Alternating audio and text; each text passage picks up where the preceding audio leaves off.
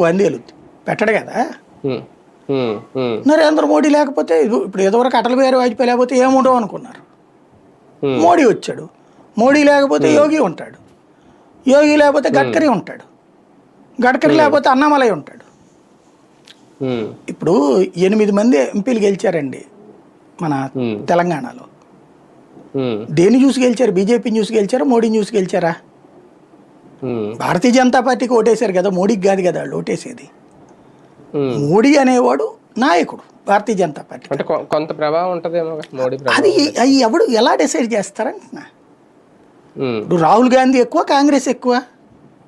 ఉమ్, Rahul Gandhi without Congress వెళ్ళి పోటీ చేస్తాడా? చేయడు కదా. ఇంకా దాంట్లో ఎలా లెక్క తీస్తాం బేసిక్గా? అంటే పార్టీకి సరైన నాయకత్వం అనేది కూడా ఇంపార్టెంటే కదా సార్. రాహుల్ గాంధీకి అలా లేదనే కదా ఇప్పుడు ఆయన్ని సొంత పక్షాలే వ్యతిరేకిస్తున్నాయి కదా. మమతా బెనర్జీ లాంటి వాళ్ళే ఆయన ప్రధాన అభ్యర్థిగా అంటే వ్యతిరేకిస్తున్నారు కదా. అవును. ఇక్కడ ఆ వ్యతిరేకత అయితే లేదు కదా. ఆ కూటమి ఏంటది? అతుకుల బొంత కూటమి. అంటే కాంగ్రెస్ నుంచి విడిపడ్డోళ్ళు, ఉమ్, వీళ్ళందరూ భారతీయ జనతా పార్టీతో కలిసి ఉండేవాళ్ళు. ఉమ్, నాయకుడిని బట్టినే ఉంటుంది అక్కడ.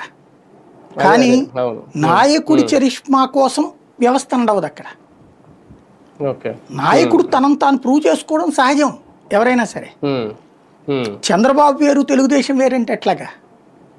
ఉమ్.